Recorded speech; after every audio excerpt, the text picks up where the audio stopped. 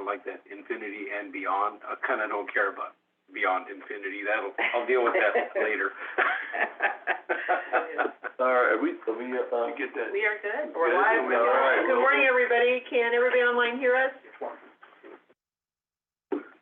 They're all muted. Nobody's gonna respond. I can hear you, Deanna. Brett Stroud. All right. Thank you, Brett.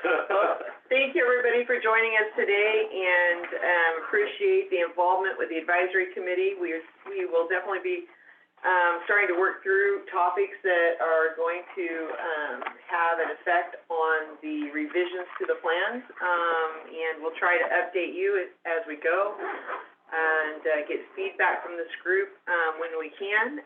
With that, I think I'll turn it over to Amir we'll just move right into updates. Yeah, so we have a long update for you today, and so I'm going to start going through this, but please, anybody online or certainly in the room, if you have any questions, feel free to stop me. I'm looking at you, Jeff. So, Dixie, do you want to pull this up, the presentation? So I do have a presentation today just to kind of help everyone get oriented on a few things. Obviously, it's not the board meeting. I was just telling Stacy that I prepared this presentation and did a bonehead move and forgot to save it, so I had to recreate it quickly this morning. Let me start with Clary Lake. Start off with a few general things. We've met with the State Water Board twice since the last time this group met. We had a meeting with them on earlier in the month, up on the 7th, and then we had a meeting literally with them on the yesterday on the 21st. The meeting on the 7th and is essentially a process hearing. It was or meeting, I should say. It was to find out more information about the probationary hearing. Carl, I know you've already sat through this at the Southwest Kings or the Tri-County Board meeting, but I just want to make sure that everybody on this group hears this. The idea was to get as much update from the State Water Board staff as to where we're at on the hearing, what the schedule is, what the activities are going on, what the role of the GSAs is going to be. So again, keep in mind I'm talking about Clary Lake right now. We're going to get to Tule here in a second. Clary Lake, and the reason I'm starting with them is they were first. They were supposed to have the hearing in December. This is the actual probationary hearing. That's not going to happen. The noticing, as you all well know, is not going out in August, and the hearing will definitely not be in December. We don't know when that hearing is going to be scheduled for now. In the meeting, even so on the 7th, they didn't know. On the meeting yesterday, I asked the same question again, and they said that they had no updates to the schedule. It could be in January. It could be in February. We don't know. We are anticipating and at least moving forward as if it's in January. If they tell us something different, we'll let you know. We are frustrated that they, have put out a schedule before they had thought through all of the issues and are working through. The delay, by the way, is not on us. The delay is completely at the state level. And it's clear that there are some internal issues that they're trying to work through with their senior management and legal issues, or with their legal staff, I should say. So they are, I think that's a big one for you guys to know, that the probationary hearing. I'm going to repeat myself and just say that, can you go to the next slide for a second? The next slide, this is a snapshot of the schedule that's supposed to happen between, the meeting that the state board had and the probationary hearing. There was going to be a 90-day noticing to the cities and counties, and then there was going to be a 60-day notices to the pumpers and the public comment period. along with that noticing, the state board was supposed to release their, staff report. Staff report was supposed to tell us if they, whatever deficiencies that the state board wants us to address. So it could be the same as DWR, it could be less, Mayor has dreams, and, or it could be more, right? We, again, I have no information, we've asked that, we asked that question, in fact, we're told rather unnicely that there's no more information that they can share with us at this time on that staff report. But once that staff report comes out, we have a 60-day public notice period. That public comment period, I would strongly encourage everybody on this call to put in your comments, your thoughts, your suggestions, concerns, whatever. That is going to be critical between now and the probationary hearing itself. At the hearing, it's not clear how much time any of us might have to present or speak to the board. So a 5-minute, comment period, isn't gonna get as much done as if you respond during this public comment period. So I would highly, highly recommend everybody who's on this call today to, keep that in mind and respond. And there'll be a separate comment period for Floyer Lake, obviously, versus Tule. But jump in if you want to add anything. No, I think the reason the mayor is saying we don't know how much time we're gonna have to respond. The probationary hearing, we've been told there will be an action item on a regular agenda at a state board meeting. That action item is gonna come up, and they're gonna treat a GSA or a subbasin just like another interested party. So any interested party that wants to speak can speak, but the GSA or the subbasins are not gonna be giving any additional time or deference. So, so that's why we're saying if a subbasin or particularly individual landowners, they should really consider writing a pretty robust letter to the state. And, because on the opposite track, you're gonna have many, disadvantaged community representatives, NGOs, they are certainly, the environmentalists, they're certainly gonna be writing those letters. And, you don't want a void of balance to those letters. Yeah, I think one of the things that I've heard, going, is that it's really state board, board members that have the power to do whatever has to be done.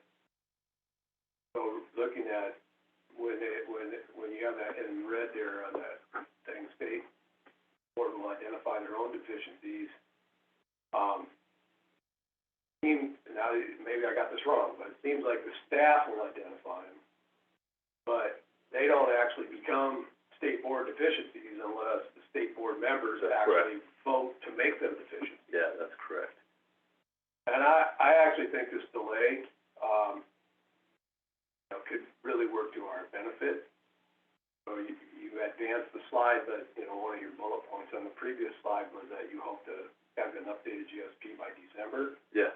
And I have heard from others, maybe even here, I don't know, but that state board's indicated that if you do that, they would need about 6 months to review that. Other than just an informational item, it seems like quite an act of bad faith. If you've actually submitted an updated GSP to meet the deficiencies identified that you're aware of, and then they would put you in probation or take action prior to actually reviewing the update that you did. So I guess I understand wanting to kind of put everybody on notice that there's a role for stakeholders to actually, be part of this process. I think we're potentially a long ways away from that actually occurring. And what needs to be done right now is to get agreement amongst the Tulare Lake and the Tule Subbasin parties to making coordinated changes in these GSBs and getting these things up there, But the agreements, I suspect, there's some heavy lifting, and you're probably going to tell us about all that. Yeah, Yeah, we are. But the state board, I mean, we can't control what they're gonna do what they're gonna do, but what we're picking up, I mean, there's a delay and there's now not a definite time for a meeting. I think, you know, we gotta take advantage of that as an opening and then just keep working on it, and they'll let us know, and even when they let us know, it's gotta have enough lead time so they can meet all these notice requirements. And then the last point on this safe board process, it seems, disrespectful to me, to the GSA, to the subbasins, for the state board to do this in Sacramento at a regular board meeting. I mean, if they're really gonna take control and completely, upset years and millions of dollars worth of work, it just seems unreasonable that they wouldn't have a hearing in the subbasin that enables the people who be impacted by this to show up. And the Tri-County is one of the few GSAs that actually has, the good offices of California Strategies working for you. And it just seems like that point alone ought to be brought up to our local, electeds, that this seems like really, an unfair, way for the state board, to handle a probationary hearing in the event that it actually. Yeah, so the state is supposed to have a roadshow of sorts. They're supposed to have, once they release the staff report, they're supposed to have public meetings. Now, the problem as I see with that, I'm not sure that board members are gonna be at those meetings, that it may be staff-driven, and I agree with you, that the board, I don't like the regular agendized item either. Point taken, and I think that's a good point to raise.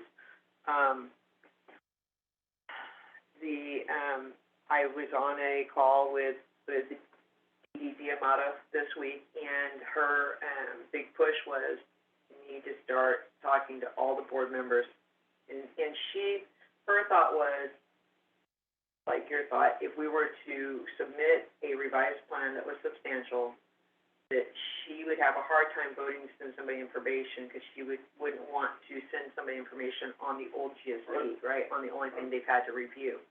That said, I will caveat that she did not believe Tulare Lake had enough time. Of all those subbasins, Tulare Lake likely would not have the time. But that doesn't mean we're not gonna do it. So we're gonna do it and push for exactly that the probation hearing is delayed, until they can do a review. And what that means is we have to have a substantial document ready to go by end of year and get it to them.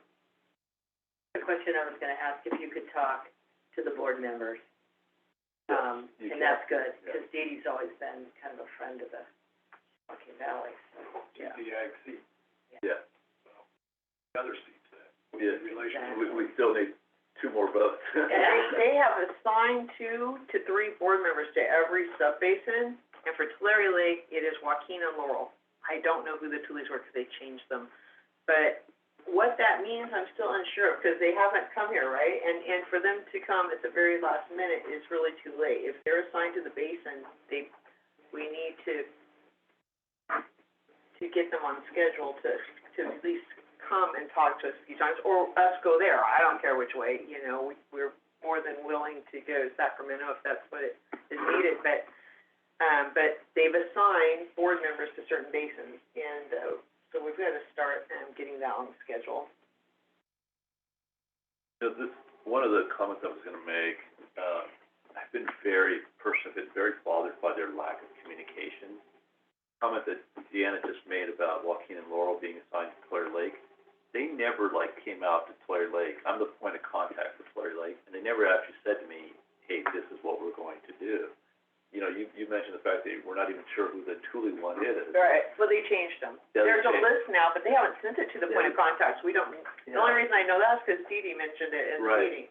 So the other part that came out of that conversation on the 7th with the state, staff, we asked them about the public engagement and what the role of the GSA is going to be, up there? Are we presenting? Do we have a role? And they made it pretty clear that we do not.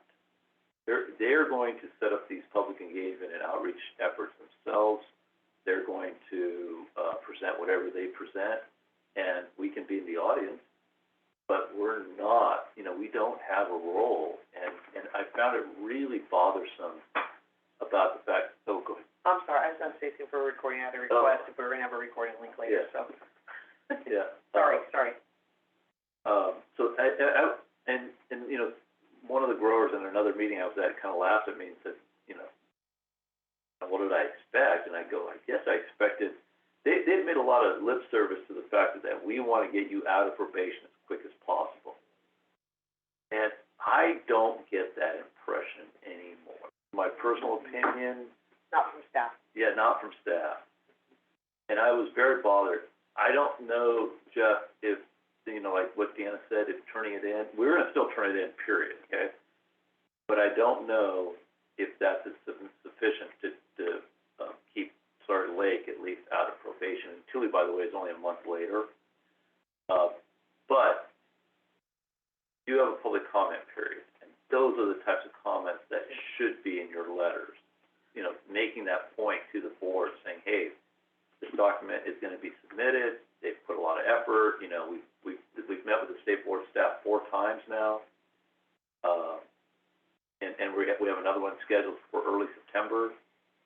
I think though, if I could, Sure. I get the frustration, time being frustrated about stuff you can't control is kind of wasted. Yeah. So the stuff we can control is getting a plan, and when we talk to the state board, if we do the hard work of actually making the changes and coming up with a plan, talking about the effort really doesn't matter to them. Talking about the changes we made and how they're gonna fix the plan, that's what we need to be talking about to the state board members in particular. You said you had an issue with minimum thresholds, this is what we did. You said you had an issue with the signs, we made great progress, we got a plan, we're gonna deal with it. Getting to that plan, I think, is the heavy lift, right? Given the impact that it's gonna have on landowners about, changing all these basic numbers and basically speeding that whole process up from, we thought we had till 2040, but it doesn't look like we're gonna have that long. Yeah. Yeah, we're gonna talk about that a little bit too. Before we move on, Sure. do you, or Jeff, you sort of, you see a disconnect between the state board staff that seems very zealous and the people who sit on the state board that I think I'm gonna give them credit for trying to be. Absolutely. And I think that's been obvious for a couple of years. I don't remember if Larry Lake or Tule got state board letters. I think he did. Larry Lake. Okay, think about it. It's like a judge writing the attorney general and saying, charge these criminals with this, so that when they come in front of my court, they'll be properly charged. Yeah. That was what the state board staff wrote, letters to DWR criticizing GSPs, that in the event that DWR found them inadequate, this very same state board then became the decider of the outcome. A conflict of interest and an inappropriateness of government. So it's been pretty clear that there are people on the state board staff that have a much more aggressive view than the rhetoric that you hear from the state board members. And I'm sure you guys have talked to the state board members over the last couple of years, and we got this local control, we want to get you back, all that. And all you can count on is at the end of the day, those 5, 3 of the 5 can actually make the decision on what to do. Mm-hmm. So you kind of have to trust the process, do the work, recognize there's going to be a lot of noise, and then, I appreciate very much that I do think comments from stakeholders at the appropriate time are going to play a very important role in shaping the thinking of those 5 board members, because they're the ones that are going to be accountable to the public for the actions that they take. Board staff are completely protected, and they're frankly advocates. It's disgusting to me personally. I mean, I don't think that's an appropriate role for government staff people to take. We didn't elect them.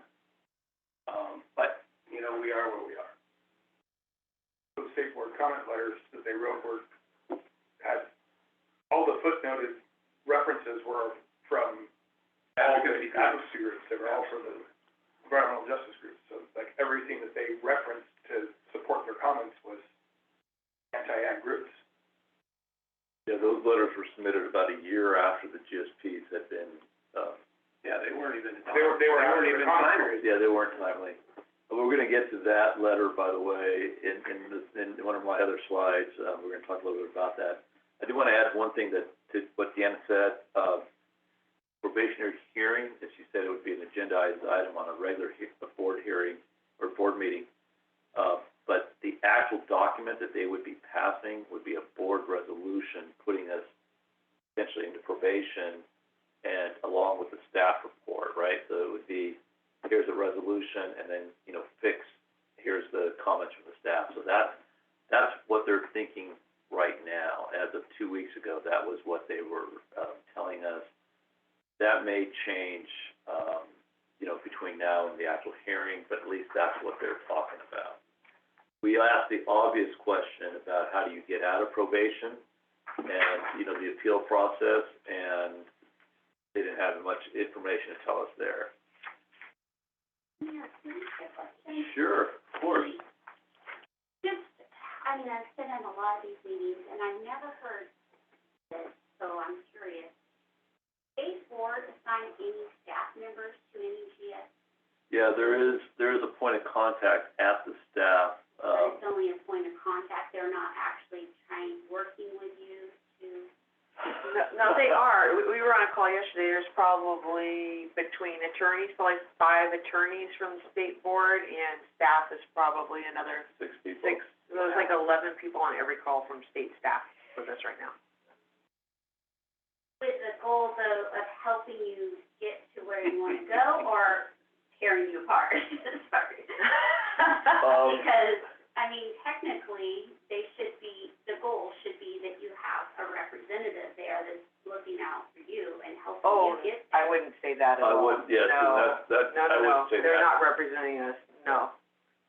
It's a point of contact more than anything, but I will say, and we're gonna get into this, the meeting yesterday was a lot more interactive, and, state staff was a lot more engaged than they've ever been in the other 3. In the other 3, we had the person who's head of the Sigma group for state board speak, and their senior attorney speak. The other 9 people, nothing. I mean, I'm like going, why am I paying these 9 people to sit on this call, right? But even our point of contact didn't say a word before. And yesterday was a much different conversation. It was a lot more interactive for the first time. And I was pleased to see that interaction. I didn't necessarily like what I heard, but we're gonna get into that here in a second. Thank you. Yes, please, Stacy, thank you. Okay, so as I mentioned, we had a meeting yesterday. It was 2 hours. It was fairly robust. We're expected 8 business days before the meeting. We have to submit our presentation. There's a lot of things that we don't like about this process. It feels very cumbersome. I'm giving you just the basic highlights of a 2-hour meeting. I'm gonna give you some of the negatives. I don't want you to think that it was all negative, and we're gonna hit on that a little bit. But Tulare Lake, as you know, is surrounded by both the King Subbasin and west side, which is essentially the Westlands Water District on to the west, of course.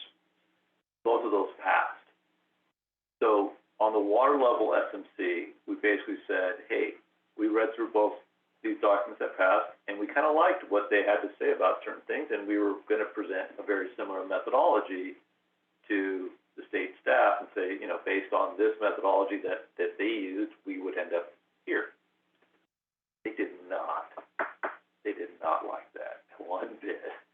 they did not like the idea that, Didn't accept it. yeah, they did not accept the fact that we were using that approved, methodology from, or the methodology from approved plans.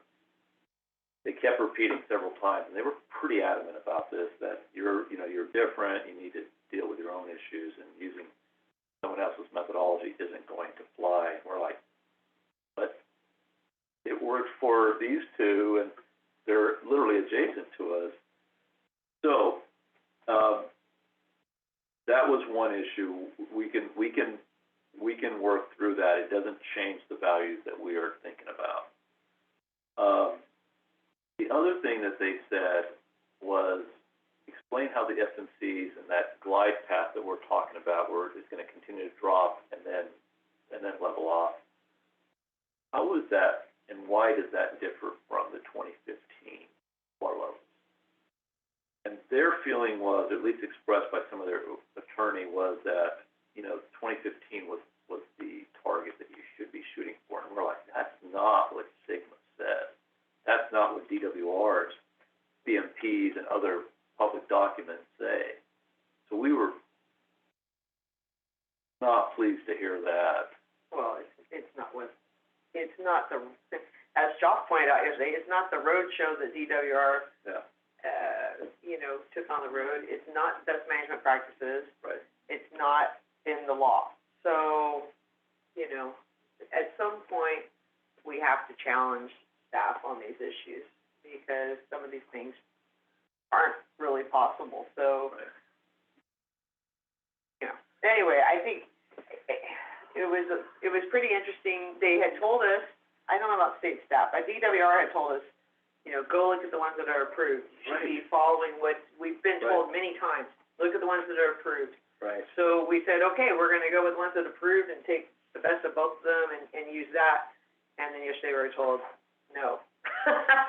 So they said, no, you're a unique subbasin, but they wanted it framed in a different way, really. Yeah. They wanted us to start with the undesirable result and see how we're gonna protect that. And whatever methodology got us to that protection is what they wanted to see, not we just picked a methodology and we're setting the levels at that level and whatever happens. And I really think it was just the way it was phrased, and they had got the slides in advance and had already formed an opinion. Yeah. And they were ready to come in and go, you're not just gonna pick somebody else's plan and send it to us, that's not gonna happen. So I think we were on the right track, it's just there was miscommunication in some respects, and they just wanna see it in a different narrative. They want a different narrative from us. Yeah. I don't like that. I don't think it changes the value. Right. Because we can basically say these are the undesirable results. It's going to be a very similar value. In fact, I'm going to get into that in the next slide. But it was, it was bothersome. We did push back. I want to assure you guys that there was several comments that the board staff made that we pushed back on. The 2015 one was definitely one. When they were talking about using the methodology from the approved plans, they said, hey, DWR just sent out a whole list of new criteria and corrective actions to those two subbasins, and, you gotta address all those. And we're like, that was just a week ago. It feels, and I pushed back, it felt like very much that the goalpost keeps moving here, right? And then they said that. Oh, the goal, you might still do like the goalpost keeps moving, but now you have to consider those things too. And I'm like, that's what goalpost moving means. So there was a few times where, it being cordial, but definitely we wanted to push back. And I think appropriately too. They had some questions on the well mitigation program. They want to make sure, and you'll hear this on the Tule side too, they want to make sure it's accessible to everyone, that it's not hidden somewhere, that the program's up front, it's easy to get to, it's an easy form to fill out, those types of things. They want to make sure it's fully funded, and they also want us to make sure we're avoiding any temporary solutions. You can't just say, well, we're going to provide bottled water to these people and then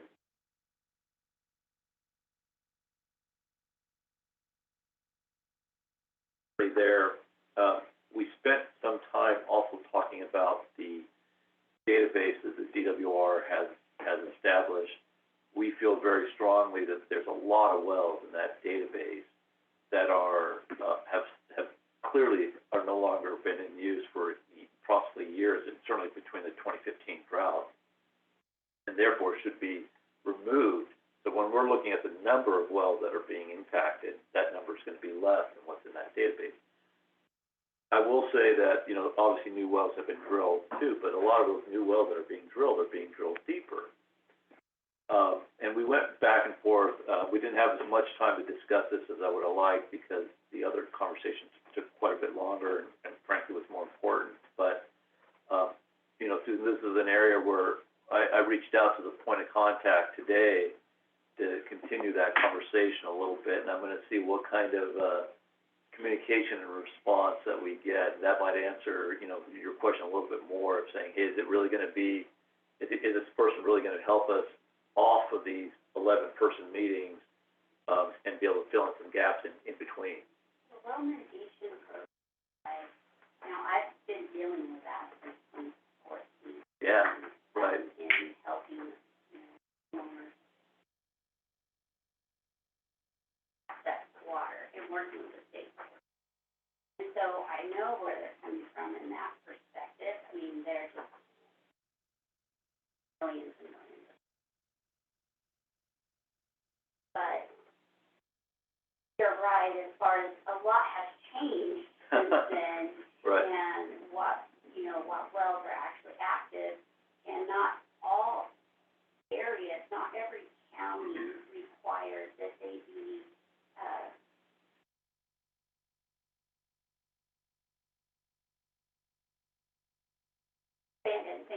abandoned. Yeah. So, they're still showing up, even though they are not functioning and they're not being used. All of that, though, has been reported to the state board. But through Suffolk Enterprises is the one that was doing all that. And there's a huge database of every single well that has been built. Every one that we've been notified is dry, that we've had departments. That was verified as dry. And what happened to that? So they have access to data that could help. But I will tell you, in my experience of working with them, that's why I asked, because I have one person up there that was really great. Unfortunately, she retired, but they tend to have it thrown and they dictate down. And I fought with them tremendously on their idea of what they thought was happening down here and how we should be handling it. And I told them that they needed to come here and fix themselves. Yeah. They didn't like that too much, but around a little bit after. Can you all hear Susan when I know she might be a little far from one of the speakers. I just want to make sure that they can all hear you, Susan. Come on up. Yeah. Probably should have you come over to the Yeah, table anyway. Yeah. Does Tri-County have, even using the DWR or the state, whatever domestic well map you have, are there a lot in Tri-County? Domestic wells? Not comparatively with other, Yeah. Well, I mean, is it dozens, hundreds, thousands? dozens, Dozens, yeah. yeah. I mean, because it just seems like this is like one of those points that is gonna get a lot of focus, Yes. okay? And you got bad data, you're gonna be held accountable, or you'll make bad decisions. Bad data will lead to bad decisions. And this is not something you're gonna get away with not dealing with. So I guess I'm just wondering whether it wouldn't be worth it to actually, and I don't think it has to be high dollar engineering work, but some field work to actually go out and find these domestic wells and see if you can cull that list, based on, actual observation. And under my basic safe update, I'm gonna talk about doing a well registry for Tri-County. Yeah. Both domestic and ag well registry. And the other GSAs are also doing something similar. In Tulare Lake. Yeah, in Tulare Lake, Okay. yeah. So there will be a well registry program. We did discuss that with the state, and, I'm glad you said that because that was a, piece of information that the state was not aware of. And so they were very interested to hear. Someone made a comment, I don't know if Stacy Ann's on the phone, I can't see this. Yeah. But, made a comment to Deanna that everything has to make sure that it ends up in the plan, because, anything that we would say is a policy or something we're gonna, is outside of that plan, we need to make sure we pull it all back in, because they're only gonna review the plan.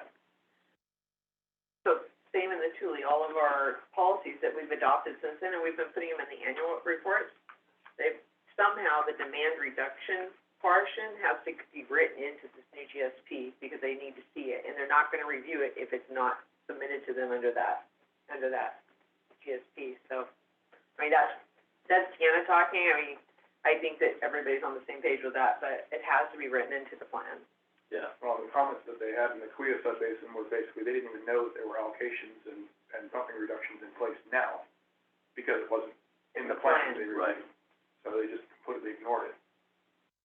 Yeah, that's one of the things that we need to make sure gets pulled into appendices and other parts of the new document. By the way, I should point out also, speaking of new they did make it clear that they want a full GSP, not addendum. We can't just say, hey, here's a standalone addendum that just deals with just the comment, because that's what we were all hoping in the short timeline that we had. But they made it very clear that they want a full GSP, which raises some interesting other issues because, the basin setting, for example, is all the geologic setting, and that's all signed and stamped by a professional geologist. And it was done by the previous firm and not ours. So there's some issues that we're working through, but we're gonna get it worked through and submit a full document. Who's defining how many wells, best wells are in Tri-County? So, We're using Oscar right now. yeah, we're using the DWR database, and that's one of the reasons that we want to make sure that we eliminate the number of wells using, a very fixed set of criteria. They also made it clear that we can't just say, hey, everything before 1990 is not being considered, because most likely it's gone dry, sometime in the last 30 years, right? Are they also saying, well, this is what your failure rate has been, or? No. No, they're not doing that. Because in my experience, this area actually, in comparison, there were very few failures. Yeah, that state, My Dry Well or .com or whatever it's called, GSP drywall? yeah, something like that, I couldn't remember everything, but I checked it over for Tulare Lake, and it was like 97, and that, by the way, is not 97 wells, it was just 97 entries, which meant my pump stopped, or I had this other issue, or whatever, right? And some of them were clearly duplicates too, or felt like they were duplicates, but it was 97 over the last, 5, 6 years. Or 8 years. Yeah. It was East Tulare County, Yeah. Garrett County, whatever. Yes, yeah, they said that in one of the calls, the Thule call, wasn't it, where they said Porterville's the reason that Sigma got passed. The only area Tri-County would be concerned with is the MOU area that we manage near Early Mart. It has some domestic wells, and Allensworth Community. That's my basic. There's a couple, I think, maybe near Alpha that might be in Tri-County, but that's one or two.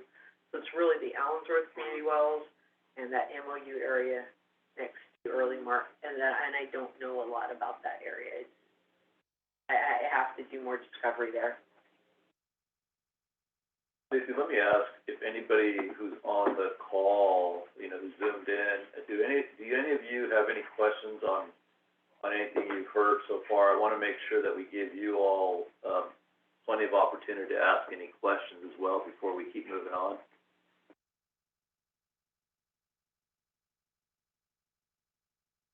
I'm going to take that as a no. All right, well, please, since we can't just feel free to unmute yourself and ask any questions as I'm going through this. All right, next slide. Oh, no, that's right, that's the next slide. So, this is the proposed quote-unquote new methodology for, Toy Lake. The reason that the new is in quotes is because it essentially is what we proposed in the addendum, but it is gonna have some clarifications and other things in there. So, we're gonna identify the conditions we want to avoid. They made it very clear it has to be a quantifiable value. So most likely it's going to be X number of wells impacted over a certain timeline, right? Previously, they used a very high percentage, they used a percentage with a very long timeline, like 3 years type of thing. That clearly isn't gonna fly. So it's probably gonna be a smaller percentage of wells impacted over a shorter amount of time. And by the way, when I mean impacts, I'm really talking about the RMS wells where we're actually measuring water levels. If the RMS wells start to indicate we have an issue, then we want to investigate what's going on in that particular area. So we identify the conditions. We then work to establish the MTs and set the MTs at the RMS locations, and then essentially draw a surface across the basin, so we can say this is, the surface at any given area. This is where we would expect the MT, the measurable threshold, to be at, and that's the value we want to avoid. And then establish the measurable objective, which is the value that we want to be close to and working within. And the difference between those two, I'm holding up my hand. I'm not sure everybody can see me on this, or hopefully they can. Oh, a little window, okay. That's the operational flexibility that we would have. They were not interested in how you establish your MO. It was kind of like, whatever, get your MT, and then you can figure out however you want to do your MO yourself. And we're like, yeah, that's fine. The big difference between this approach and what some of our neighboring GSAs or subbasins did was they established that MO first, and then established MT, and the state, that was the one thing the state did not like. So we are doing it exactly the way, and this is the way that the addendum kind of already had it for Sawyer Lake. So we're just going through and we're clarifying and double checking all these values. So we think we're going to be able to move through this fairly quickly and from here on out. I'm assuming with a very robust narrative. With a very robust, much clearer narrative. There's also part of it that's going to say, if you do have exceedances, what are you going to do? Yeah. That what are you going to do part really doesn't need to be a lot more robust than it's been in the past. All right, so that's Tulare Lake. I'm going to jump into. Okay. Yes. Yeah, well, that's an interesting point you raised there. What is your current approach? Yeah, you have your minimum threshold. Yeah. One rock monitoring well going below the MT, you're in an undesirable result, or you got some sort of a standard? We're talking this, and I want to be clear with everybody, this is still a work in progress. So I'm going to say things, and please don't hold me to them, because it might change between now and the final document. But we're looking at 2 RMS wells, which we have in the B zone. We have about 32, 33, and below the clay we have like 29 across the subbasin. So we're looking at 2 in any given monitoring period. So any monitoring event, spring, fall, any one of those starts to indicate that we have exceedances of our MTs at 2 locations, then that would trigger the next step. And the next step would be obviously an investigation to find out what's going on in those particular areas. So it wouldn't trigger a determination that you were undesirable result. It would trigger an investigation. It would trigger an investigation. Something about it. Yeah. At what point have you blown through, in your own definition, have you blown through an MT and violated it? Yeah. That would require you to notify the state board, hey, we violated our plan. provision for that, Jeff, but there is a provision where, you know, we need to show on the annual reports how we're performing and what we're doing to fix problems. So that, I guess that would serve as. Well, other GSPs have had up to 25% Yeah, of their monitoring wells could be below the MT without it triggering a violation. yeah, And that's an interesting approach. Now, you're at 2 out of 30. 30, you know, that's that's pretty up low. to 10%, yeah. Yeah. So we're still. Then that doesn't, I mean, from the way you described that, that's 2 but my guess is if you got anything that's close to the MT, you're gonna go look Yeah. at what's going on, Yeah, right? yeah, what's going on, is there an issue, is there a localized issue that we need to address? Right. Is the RMS well truly representative of what's going on in that area, or is it just something that happened at the RMS well or adjacent to the RMS You got well? a bad reading. I got a bad reading, something happened right next to the RMS well that what didn't happen before. Someone's drilled a brand new well, it's right next to the RMS well, and all of a sudden the RMS well is showing something different. That said, though, we can't look like we're just gonna investigate. Yeah, we're gonna have to move more robust. There has to be a point at which management actions kick in. Yeah, It just, I feel like if the plan doesn't state that specifically, they're not. Well, I mean, so it'll need to trigger some sort of a management plan for that area. yes. Yeah, some kind of management action for sure. Some sort of action. But see, if you know, like Merced got approved of 25%, Judge Hill thought they'd adopt that same approach. And, you know, that enables you to raise your MTs much higher and operate in a much narrower range. Yeah, Because you can violate your MT at 1 or 2 points, and you haven't crashed it there, yeah, right? So, we'll see if, I mean, Merced, that's what they did, they got approved. yeah, I don't know what their update letter is. yeah. I don't know, Yeah. whether the state board or DWR picked up on that and told them, hey, whatever. So there's a couple of things, just to consider too, is, our undesirable results is what we wanna avoid, right? And if we say that 15% of the wells being impacted, domestic wells being impacted, there's that consideration. There's also the consideration that the MT specifically below the Corcoran clay are not gonna be set by water level. It's going to be set by the subsidence concerns. So if this is where we would have set them, they might be set up here because this is what we need to maintain the subsidence, and reduce the rate of subsidence. There's a lot of moving parts that all of this is gonna have to be considered, and we talked about all of this with the state to make sure that they understood that we're considering all of these things. And these action plans that Deanna's mentioning are gonna have to take all of that into account. But Deanna makes a very good point that you have to be a lot more robust about what you're going to do.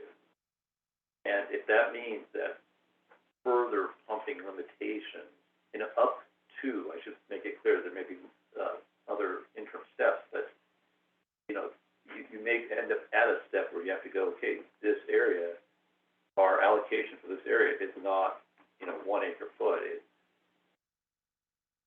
0.5 or whatever, right? I'm just making up numbers. But yeah, those are the types of things that we're gonna have to commit to in the document in order to get past, You'll have to have different allocations for different zones. absolutely. Yeah. Yeah, there will definitely be a different allocation above and below the clay in Larry Lake. Therefore, the need for the well registry. Yeah. Right now, Can't do that with ET. yeah, you can't do that with ET. We're using ET, and it's great for just an idea of what's going on, but we've been doing that now for 3 years, something like that. And, it doesn't give us the key issue of how much is being pumped below the clay. And what do we need to do to reduce subsidence, That's the big issue. when Carl's not happy and he's not smiling, that makes me nervous. This whole thing is frightening. Yeah, it is. Very frightening.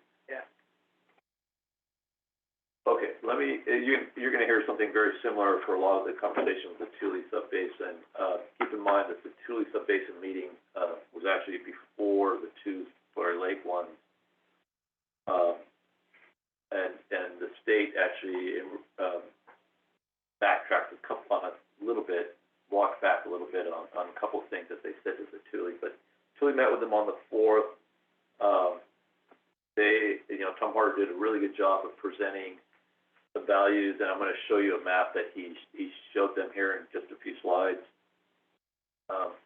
One of the things that Tom did is he looked at the amount of wells that would have been impacted prior to 2015. Basically came back, and I wanna say it was like 16% of the wells that were in the Oscar database, the DWR database, would have been impacted prior to 2015.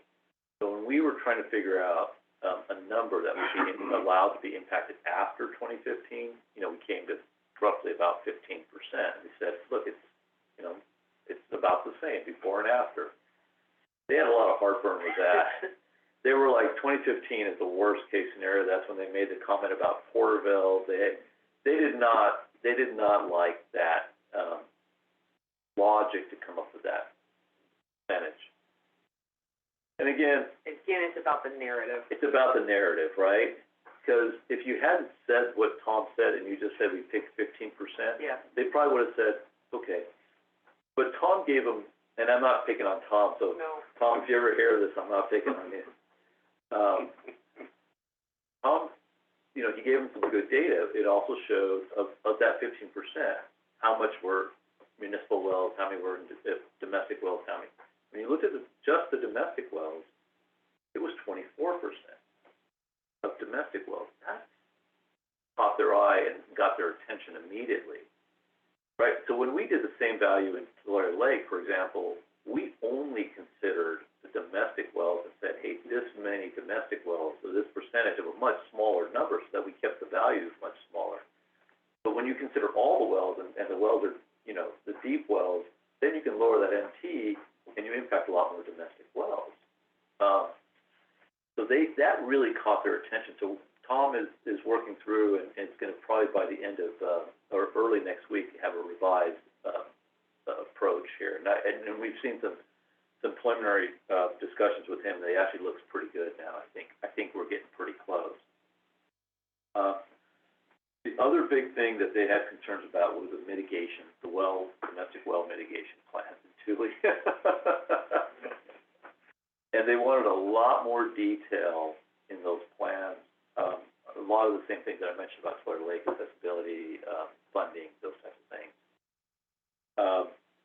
But they made it very clear that you are not to count on the safe response. Those were intended for Legacy issues. Thank you. That was the word I was looking for. and that we should not consider those funds, that we should have our own funding mechanism and appropriate amount of funds available to deal with the domestic wells. Right now, you are looking at over 430 domestic wells in the Tule Subbasin that could be impacted at the MT. They are by far and away, more than half of them are in the eastern. And of those, the vast majority are in the Porterville area. Now, we all know the city of Porterville is going through a program to get people connected, and there is some discussion going on with them to be able to document that and include that so we can eliminate those wells from our, funding mechanism and funding requirements. And again, I'm only giving you the concern. There was a lot of positives that come out of these meetings too, and I don't want to make it sound like the state was all doom and gloom. So when they're looking at the program, in the details, they're wanting to know like how you're gonna determine if someone qualifies and how are you Yes. gonna provide them the funds, or a grant, or a loan? How long is it quickly. gonna take? Yeah. How long is it gonna take to process it? Yeah, that's one of their biggest concerns, was that timeline. How quickly are you gonna get them back up? I didn't make the positive statement about, you know, that their own program takes, you know, time. Well, I mean, there's always the red tape. There's always the red You tape. have to jump through a lot of hoops. Plus, there is the availability of drillers, Yeah, and that is the biggest obstacle.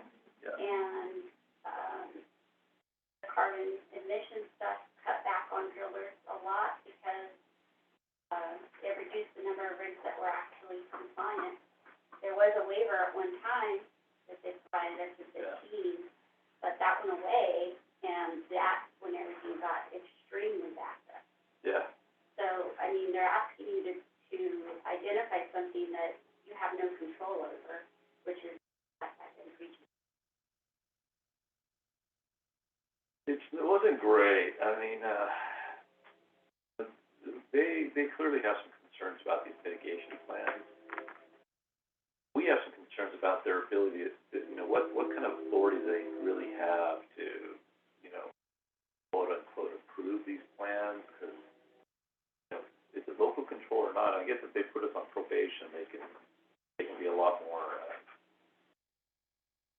oriented about their requirements. But, yeah, there's a lot of concerns that we have. $50,000 to $60,000 for a domestic well, right? Multiply that by 200. That's a lot of money. And And they that's $10 million. interim, assistance while the well is down, so like providing hauled water and whatnot. You have to develop that system for them and then pay for the hauled water. You've heard me say this a million times, but you're literally looking at the Tri-County water, you know, the water authority right here. I mean, that's literally the two people that are, you know, and the GSAs just aren't built. We're not a water quality agency, right? So there's, or water, you know, water supply type of things. We're a planning agency. Yeah, we're gonna need the relationships with, of course, with self-help and other agencies to make it work. And they did walk back their comment on Yeah. the safer funds a little bit, and that's why I like reading. Yeah. Basically, it's not, there's nothing, they had no authority to say we couldn't use the safer fund. They want to say that, but they don't have the authority to say that. Yeah, they did admit that. And, so they walked it back a little, and we're gonna, already in our mitigation programs, we have written in there how we're going to coordinate with self-help and others to do things in an expedient way for people. But we're certainly not trying to, nobody wants to drag their feet, right? We wanna get the help where we can in a coordinated way. There's no sense in having a bunch of fragmented agencies out there trying to do different things when we can coordinate together and get the best that we can get to a person who's lost water. And if they've lost function because of groundwater levels dropping, that is firmly in the GSA, you know, at that point. There's a lot of other reasons things happen, and an investigation is important, but I think we have to convey to the state that we're not trying to drag our feet, and we're not trying to not be responsible for dewatering wells, that we'll fully manage that problem and we'll manage it in an expedient way. We can't manage everything, but we can certainly, I think, manage that. I might make a recommendation that you consider in an alternative method than working just with self-help, because they get really backed up, because they're serving the whole valley, Stanislaus, plus San Joaquin County now. And they, a lot, and especially if we hit a time where there's, you know, a rush of tried wells, that timing issue becomes more and more of an issue, and they're pulling from, you know, this group of drillers that being pulled all over the place. So you might want to create an alternative, how you might, handle those if that was the case. They certainly have programs that develop, I would say, pat myself a little bit, but, they certainly have that, they have the process all down, they definitely, you know, and it's consistent now from county to county, but because of the fact that they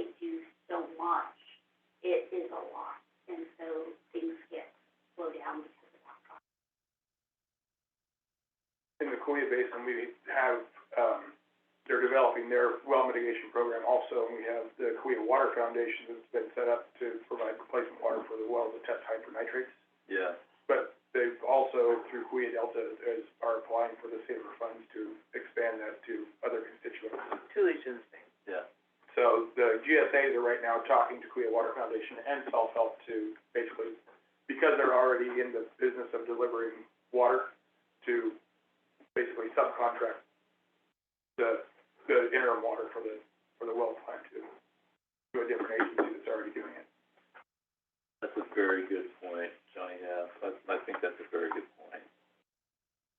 Have you got, is there a written out well mitigation program here? Yes, You're gonna use when it's online, under resources. all of the Tule Subbasin GSAs, almost all of them. Almost all of them have one. Let's see, Yeah. They did review them, before this call, the state did, and that's what, they had some very specific comments, and I think that's where the safer comments came in from, based on some of the stuff that they had read.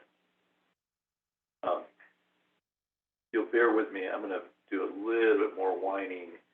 I don't like the fact that I got a certain piece of information from the Tule meeting just because Deanna had invited me to it, and I got a different set of information at the Tulare Lake meeting, and it doesn't feel like the state is coordinating their message, that if something changes over 2 weeks, which I understand, this is a, ongoing process, they don't seem to feel like they need to tell all the other basins, like, hey, we're now here.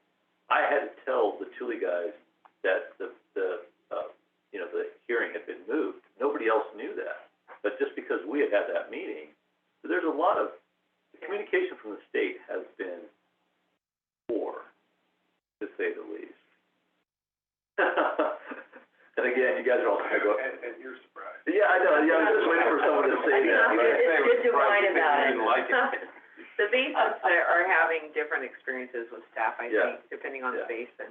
Yeah, very much so, it feels very much like that. Yeah. It's not a Not conspiracy. consistent. Yeah.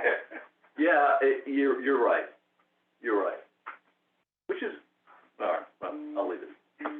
If you're a guy with a PE and you can work for a mayor or the state board, who would you work for? Yeah, all right. The proposed water level methodology for the SMC for Tule. What Tule is proposing is they take the groundwater elevation in 22. They then look at the model. The model predicted a certain downward trend for each of the RMS wells. Or when? Big Over what period of time? moving forward from 22 on, it goes all the way out until we hit that asymptotic, sustainable level. So they look at that downward decline, and it's, the model or the example I used here is 20 feet, right? If the groundwater elevation in 22 was 100 feet, and the model shows another 20 feet of decline, then the MT would be set at 80 feet.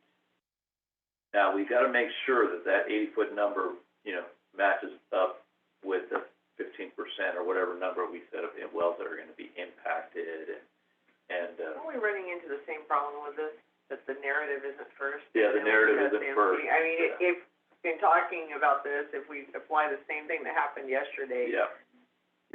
technically, You can't present it like this. You have to you say have to say, you have to present the undesirable results first, and then say, then we back into the MT, and Yes. then we got the MO. I am assuming you're gonna talk to Tom about that. Yeah, I am gonna talk to Tom. I Before did- we submit anything else to the state, because yeah. that was very I clear spoke to today. Tom, before the call with the state, and he asked me very specifically to call him back and let him know what the state said, Yeah. which is what I was gonna do, and David agreed as well. Have you just divided the area into zones or analysis zones or something, so that you have different groups of area where you're looking at where those thresholds are versus the domestic wells?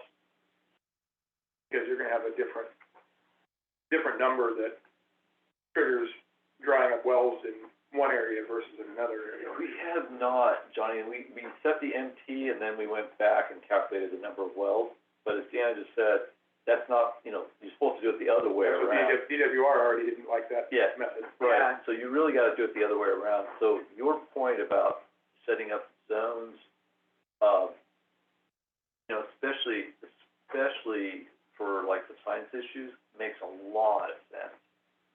So let me have a conversation with Tom today, or, you know, tomorrow, and figure out if we can implement something more like that. I like that. I think that's a very good idea. Good, yeah. See, this is why we have these meetings. You guys have lots of good ideas. In Thule, we set the MO at half of the decline. So if it was a 20-foot decline, the MO would be set 10 feet above the MT. That was just an arbitrary decision, to be honest with you guys. Tom suggested that. We all kind of looked at each other and said, yeah, all right, sounds good. But it gives you a limited operational flexibility. So you do have to be a little bit nervous. There was a few wells when we went through the hydrographs where there was almost no, you know, the MO was set almost exactly at the MT, and we're like, yeah, that's not gonna work. Is there something assumed in this methodology that you're not able to identify? That is, the predicted decline is based on a method of managing pumping that allows for overdraft pumping. Yes, I was gonna get to that. Okay, Yeah. Because, I mean, you know, when you talk about predicted, you could change that trajectory by changing the Yeah. amount of allowed pumping. Yeah. So one of the things Tom is doing literally right now, we'll have it done by the end of this week, is we're looking at the amount of transitional, the volume of transitional pumping that's been allowed. And he's gonna put that back into the model, do a few more runs, and see if we do that, with all the step downs and everything else, are we still hitting these MTs? If not, then we're gonna have to adjust the transitional pumping. Because the MT is what what we wanna avoid, right? So if we're still, with the overdraft that we've allowed, if that's not gonna allow us to hit that MT in the sufficient amount of time, then we're gonna have to make some adjustments on the transitional. Predicted decline includes the transitional pumping. No, it didn't. The model What runs, do they use? yeah, the model runs, I don't believe, Historical pumping? they use historical pumping, yeah. Assuming a certain amount of, Historical, starting and ending when? I'd have to go back and look at the model, but the model goes back quite a bit, well into the into past before 1990. But it also predicted, a certain amount of growth, cropping patterns, climate, of wet, dry year cycles, those types of things in the model. But it did not, because transitional pumping was not set by the time we ran the models. I know, but, actually, transitional pumping should be almost less than historical.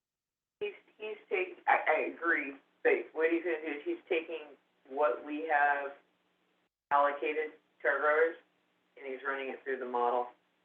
So he's taking the actual credits that I've allocated to growers and the step down. That is the transition. Yes, Yeah. yeah, and he's running that model to see if we can meet our, not Okay, exceed in Tri-County, okay, so I'm familiar with Pixley and Lower Thule. That allocation, they're in year 3 or 4. Pixley even, which was, 2 very dry years and very little surface water, only used half of the transitional water that was allocated to them. Farmers did. What's been your experience in Tri-County? Oh, no, They're using it, yes, all of it? yeah. And I will say that in conversations with Eric, he said he's already telling his groups and his boards that transitional allocation is going to decrease in Oh, the yeah. timeframe. Yeah, I've been in those meetings. Yeah. I know that it is, but what's interesting to me that they didn't use dry and they didn't have much surface. There's a lot of precipitation credit, I think. Those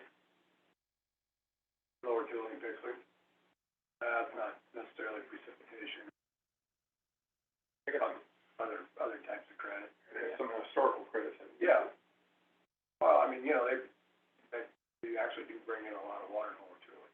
But many of Tri-County's accounts are, they're in either getting close to the end of their tier one allocation or have exceeded it.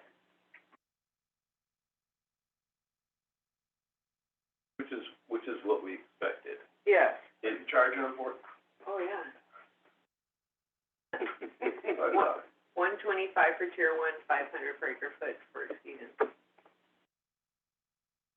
Yeah, it's sufficient, I mean, it's a significant amount of money. but you got plenty of money to pay for mitigation. Whoa. I'd like that stricken from the record.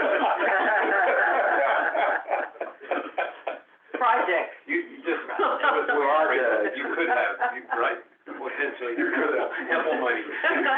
Project. Wow. Who invited this guy? We need to screen our attendees a little bit more carefully. Okay. Yeah, last one. So what this slide is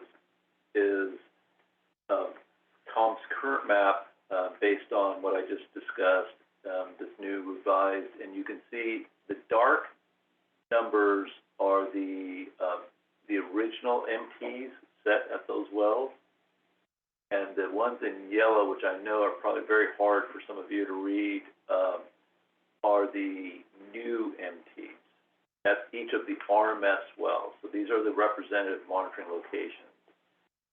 And one thing that I've emphasized repeatedly to the group is the RMS well exceeding the MT by itself is not just like, hey, go shut off that well. What it is it indicates that all the wells around it are causing an issue. So yes, one of those wells is in Angiola, for example, or in Tri-County, I should say. And it is, we changed the elevation, the MP elevation at that well from 102, a minus 102, to a minus 54. Again, I'm talking elevation, not depth to water. Keep that in mind, please. By all of it's minus 54. Yeah, minus 54. Mean sea level. Below sea level, yeah. But if that well was to exceed that MT, it is surrounded by a sea of other wells that have, that are constantly pumping right now too. And just to be clear, I don't want to belabor the point, but I want everyone to be clear that these are the representative monitoring locations, and any exceedance would greatly impact some of the surrounding wells. How many are there in Tri-County? How many? Representative, so this is the upper aquifer only. Yeah, upper aquifer only, yeah. And so you can see we have two, basically. Yeah. Two or possibly three, two. That third one is, I think the F is in Lower Tule, actually, not Pixley, but. It is, yeah, it's in Lower Tule. So we are still, we're going back and forth. We need to make sure that these numbers work with all the other issues that we've talked about, the wells, domestic well impacts. You can see that water levels, pretty much have come up for the most part in almost every single location.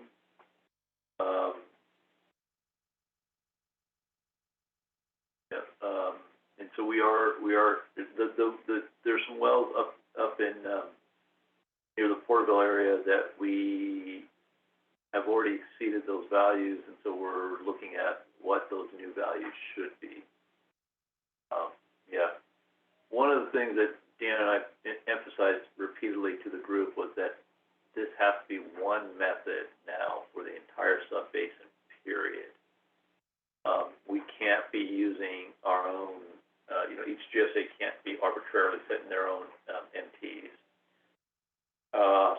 So, like I said, we went through, we're looking at this, making sure what does this mean in terms of where water levels are, how much operational flexibility do we currently have in some of these wells.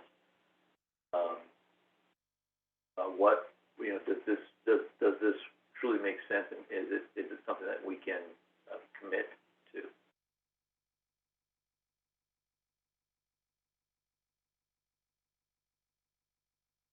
I'm gonna give you guys a chance to look at them. If anybody online has any questions about these, please keep in mind, these are draft values. I'm sharing something with you that is still a work in progress, and that the final numbers may end up, changed a bit. I don't think they'll change tremendously from these, but they may be tweaked here or there. And we gotta make sure everything works for subsidence and below the clay. This is the aquifers, not the subsidence values that we'll have to set. There's a 7,500, orphanage. Oh, that, you see where the smokestack is down there in Tri-County? If you just go to the west of that, between there and Highway 43, that's the majority of it. Does that make sense? It's where the 25 or the 29, It's right underneath that. The yellow 29. yeah, yellow 29, yeah. That's the majority of it. That down at the bottom where that little square cut out, that square would get filled in as well, towards the current line.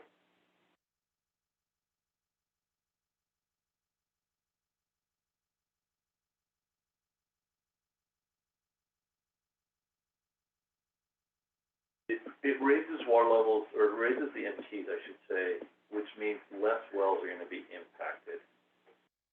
It's a good thing, because, if we're at 400, it's gonna end up at some number, 430, it's gonna end up at some number less than that. Now, I don't think it's gonna end up with, like, 50, it's still gonna be a lot, but it's gonna be less. And that number less than that is between now and 2040, Yes, right? It's not gonna happen in 1 year. yes, that's correct. God, I hope not.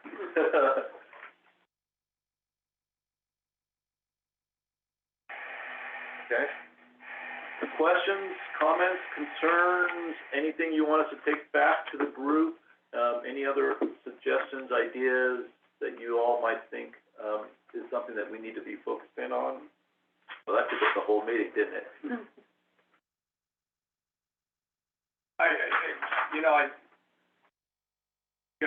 I spent some time yesterday with the Mid-Korea Advisory Committee on it. Yeah. The DWR, mitigation advice or guidance document says, 20% of the well, you need to your, protective, Yes. level. Yeah. Which, maybe makes sense in a 100-foot well, but in a 400-foot well, a lot of sense. So we tackled that at the Mid-Korea. I happen to be on that advisory committee by actually talking to well drillers. How much, head would you need? How far could you put this domestic well down? We're settling, in the range of, 25 to 30 feet.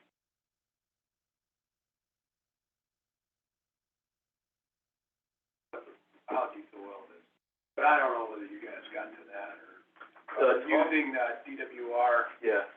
guidance document as your. Go by, yeah.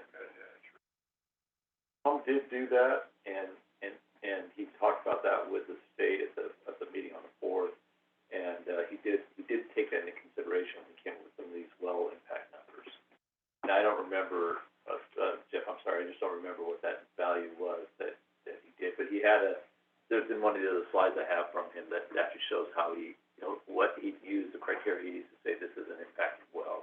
It wasn't just the bottom of the well, it was some value above it. I don't remember if it was 25 to 30 feet. Well, just DWR's guidance was 20%. Right. Which 20% of the depth of the Yeah. Yeah. Yeah. 20 times 4 to 80 feet. Yeah. They want the water to not get below 80 feet, below the bottom of the water. Right. Which just, where's the rational justification for that? It seems there should be more of an aspect. Exactly. But that's not what the guidance DWR said, so you have to have a reason, I guess, to probably anyway, I'm just sharing that. Yeah, no, that's a good point. Kind of in the weeds on this, but not necessarily, Right. because it's your trigger. My guess is your domestics around here are probably fairly deep. Yes. So 20%, if that's your guidance, then that's one thing. So we got, 8 minutes left? I better get the rest of the agenda knocked out. I'd like to give Susan a minute to talk about It's Julie. Yeah. the land fallowing program Yes. before we run out of time. Well, I'm gonna do my plug first, because I desperately need, members for the Ag Advisory Committee, from Tri-County. I have no one that has applied at this point in time that represents the Tri-County, area, so we are taking applications through the end of August. We will have our first meeting in September, and then we'll have, workshops that will start after that, which will be a larger group, not an advisory group, but, it does not have to be an advisory member. It could be anyone that's, farming or owns land or has a connection that would like to be able to provide input and, or know what's going on. If you know of anyone, you can pass the information on. They can reach out to me, call me, or you can give me their contact and I will reach out to them.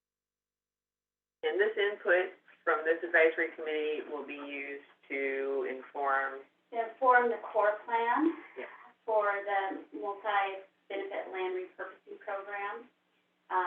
It will take into consideration various projects that may be, potentially implemented into the future, location, develop a priority of how those projects get implemented. May provide some guidance for the local plan, but just primarily. But also for, from the perspective, which Susan's working with the Land Trust, and she's got wonderful ideas. This is also gonna be greater than MLRP. There's a lot of funding out there for us to help working on flood management, capturing flood flows, and, that could impact, our groundwater. So I know, if I may speak up, because I'm on her board, is she's looking at the greater benefits to the community. It's not just MLRP. So, really think about, participating, if you can just, it'll be by Zoom, right? Primarily, yeah. But we really would like feedback from people in the community, landowners and interested parties. The trust has funding for a sustainable ag land conservation program. We also have a watershed, meter position, all of which requires input from the public. So my goal was to also be able to utilize the ag advisory committee to provide that input in shaping those programs as well. Ultimately, they're all kind of married together. Bring more money for projects in our area, because sometimes Sacramento forgets about it. Is there a deadline for sign up, or when our meeting's gonna? I said that the deadline is August 30th, because we're gonna start meeting September. I will move on to the land fallowing program.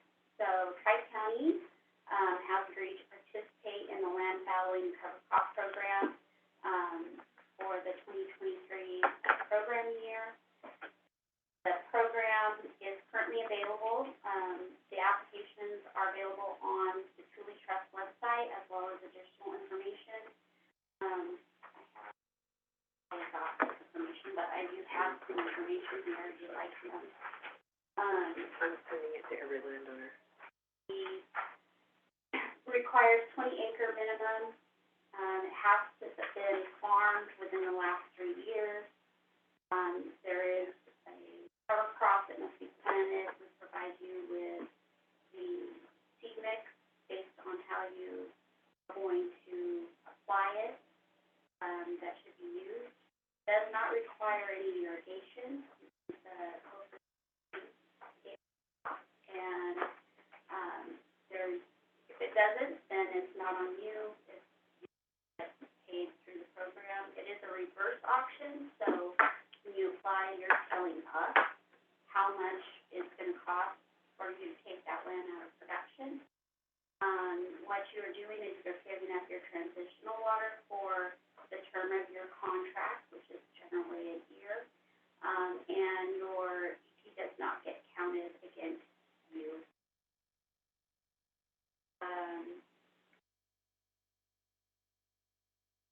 How much, money is available for that program? Tri-County committed 125, and we matched that, so as of right now, there's 200.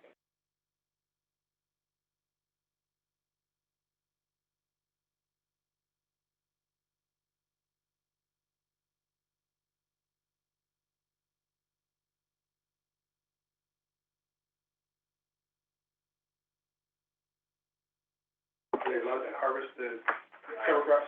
No, you are not allowed to, the crop, thank you for saying, I knew I was forgetting something. The crop has to stay in place, until July 31st, at which time it can be chopped or mowed or grazed. And the contract ends at the end of September. At that point, What's cover crop you're allowed? the cover crop is a mixture of,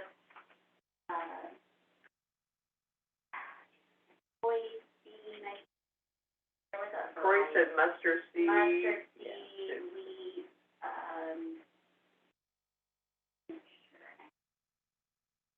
I have that sheet. It is on our website. I don't want to get caught up in wordsmithing you, but Farm, chopping it, you just then put it back on the ground? I mean, Yeah. Otherwise, you're harvesting it. Okay. no, Right. you're chopping, Stays not there. harvesting, you're just chopping and leaving it on, cutting whatever So, you or you call could it. disc it under, I mean. At the end of the program. After the end of the program, you can. Thank you.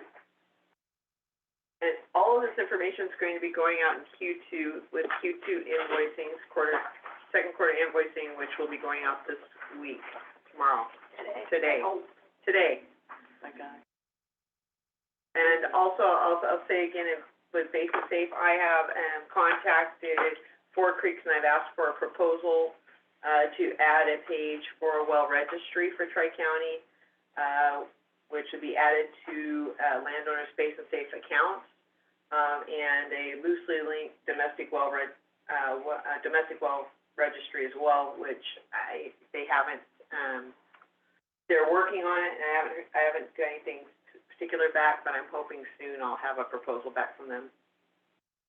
Deanna, you and I were having a casual conversation here, and Susan said something about records that the state had, they used to wear a different hat.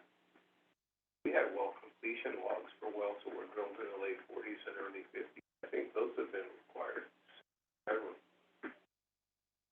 Is that information available from the state agencies where the well drillers log that? That's a good starting point, even for us, if it's in some form of a available database. Yeah, so Carl, some of that information is certainly available for anyone who's turned in that data to the state. A lot of times on the older one, it's very, very hard to figure out exactly where the well is, because someone just put a township section and range, and then they drew a little map, and Oh, yeah, I've seen them. yeah, and so, we will, a lot of times when we have an electronic record and the well driller log, we can't match them up. We can't say for sure that this log is for this electronic, well, located here. Because the well itself is probably electronically located wrong, and we're trying to say, okay, should this one have been this one? Because a lot of times when they didn't know, they would just put it in the center of a section. And we're having a heck of a time, trying to figure out where, if these two are actually the same well. So we can say, okay, this well appears to be drilled to a depth of, 400 feet or whatever. But yeah, it's been a heck of a challenge over the last few years to try and figure that out. Dennis Mills and I spent a lot of time trying to do that in Kings County, and we made some progress, but not nearly what we ran out of time, frankly. it's a great idea, and it sounds, it's too bad it's not, something that we could work out, but it's been, I would feel, a simple, I don't know who said it, but garbage in, garbage out, if I just give you a bad database, you just get another bad set of data, right? So, Historical data, from my experience, has not been very reliable. The newer data is more complete, yeah, and I know Self-Help was working on even doing connecting with GIS so they could plot everything. I don't know that they've gotten there, but. definitely worth the conversation with them to see, hey, whatever you have, so we can make sure that at a bare minimum, we have what they have. Okay, upcoming meetings? Upcoming meetings. Yep, and then we can wrap it up and let everybody go. Tri-County will have a regular board meeting on September 7th at 1 p.m. And the next advisory committee meeting is set for September 27th at 10. We will have more information for you on the subsidence at this next meeting, for both subbasins. So that's gonna be a lively discussion, I'm sure. And if you guys want any more information, feel free to contact Deanna or myself, and we'll be happy to talk to you. Thank you, everybody, for I have got some guidance, is the approach to just have minimum thresholds that are high enough to keep pressure in the lower aquifer, to keep it from collapsing? Or is there some sort of an attempt to actually find out how much water you can take out of the lower aquifer without it collapsing? Yeah, it is. Those are being discussed. Both of those very topics are being discussed because we're trying to see if we can come up with that volume that we can extract, and then it becomes an issue of where. But This is where the zones come in. This is where the zones come in. We're trying. So it is. The answer to your question is yes.